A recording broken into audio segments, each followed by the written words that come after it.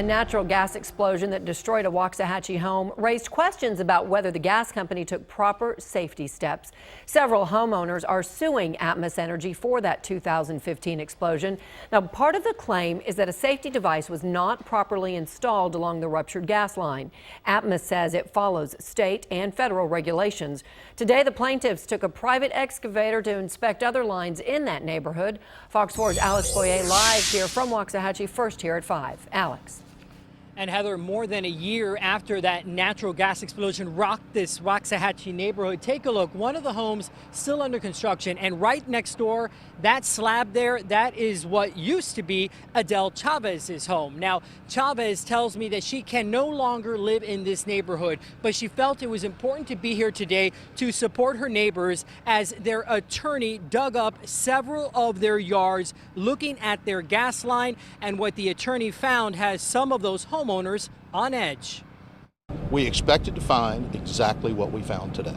Attorney Tom Kars says he's uncovered the exact same gas line configuration that his lawsuit claims could lead to another explosion in this Waxahachie subdivision. It's supposed to be placed as close as reasonably possible to the main. Instead, the excess flow valve that protects this home was installed roughly 82 feet away from the main natural gas line. This is a part of the work we're doing to prove our allegations that had Atmos installed the excess flow valve on 112 Arabian Road at or near where the service line ties into the main, I'm not standing here talking to you about this. That explosion doesn't happen.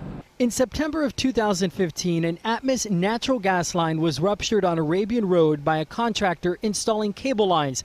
A few days later, Adele Chavez turned on her stove to cook breakfast and the house exploded. And I just feel sad that this had to have happened. Chavez suffered burns all over her body. Her brother was also injured.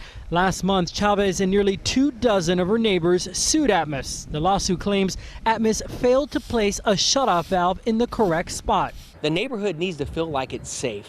They don't want to have something like this happen again. An Atmos representative and one of the company's attorneys were witnesses to the excavation work, but declined to talk on camera. In response to today's discovery, paid for by the plaintiff's attorney, Atmos released a statement saying in part, while the use of an EVF in certain circumstances may help to limit the effects, damages of an incident, the best prevention is to ensure that those excavating on or near your property are following the law by calling 811 and to expose gas pipelines by hand.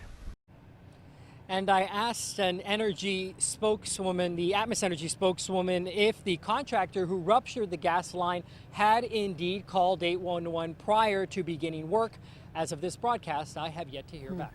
Heather? All right, so Alec, did the plaintiff's attorney say anything about what happens next in this timeline? Well, he did. We talked a little bit about that, and Tom Carr says what he would like at this point is for Atmos Energy to come out here and dig up each individual gas supply line to see if the excess flow valve is installed close to the main line, which he says is what the federal regulations mandate. He says if not, he wants them to be relocated. But Kars tells me that even if Atmos Energy does do that, he still intends to move forward with this lawsuit because he believes that had that excess flow valve line been placed correctly near the main line, he believes that Ms. Chavez would not have suffered the injuries that she did. Heather? All right, Alex, we'll keep following the story.